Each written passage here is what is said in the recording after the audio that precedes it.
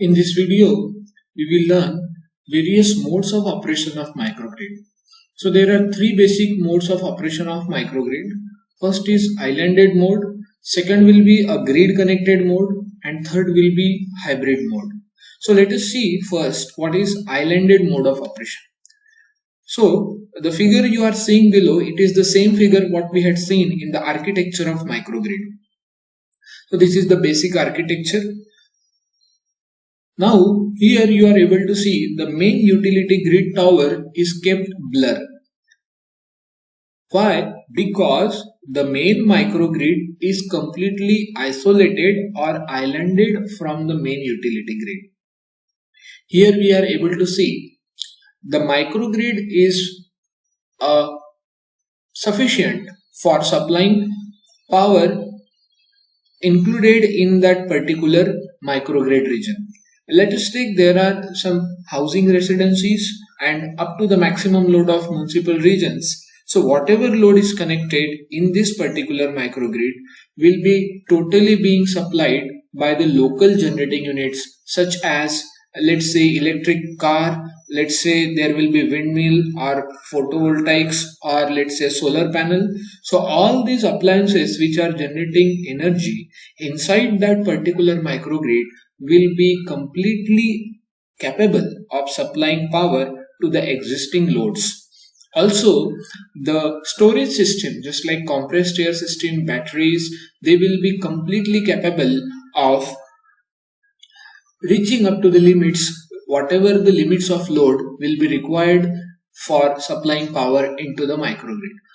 But there is completely no need of this main utility grid. Means this particular point of coupling is not in working in the islanded mode. It is an independent electric grid, can be considered as islanded microgrid.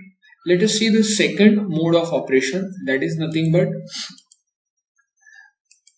grid connected mode of operation. Now in grid connected mode of operation and islanded operation, only difference is the main utility grid is coming into the picture and point of common coupling will be active.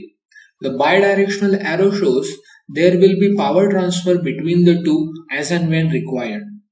Here we are able to see that the power also can be transferred from main utility grid to microgrid. Then also it can be transferred from microgrid to utility grid. So first, when we will require to transfer power from main utility grid to microgrid, when microgrid will not be sufficient or capable of providing power to the existing loads present over there.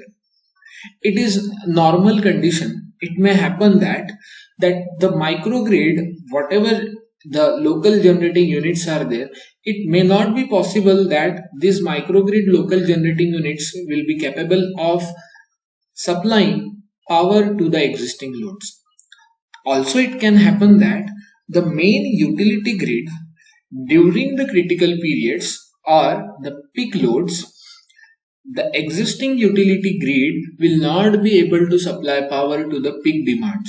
So similarly, the main utility grid can take help of the microgrid, because microgrid is not only having the local generating units, but it is also having the battery storage, or we can say energy storage systems with the help of batteries or compressed air systems. So both way, in grid connected mode of operation of microgrid, there will be a two-way power transfer between them. So this is nothing but the grid connected mode of operation of microgrid. Let us see the last one, that is nothing but hybrid AC-DC microgrid. Now the main function of AC-DC conversion is coming here into the picture. It may happen that the loads are not defined specifically exclusively AC or exclusively DC. It may happen that it may change according to the demand. So here there will be addition of this particular converters unto every load system or every generating systems. So this will be a hybrid microgrid where there will be a power transfer for AC and DC both. Also there will be a use of main utility grid power whenever it is required. So here also we will have a two-way communication between main utility grid and microgrid, but we will also have the microgrid into the picture. As and when required, there will be a two-way power flow between them. So this is nothing but a hybrid AC DC microgrid.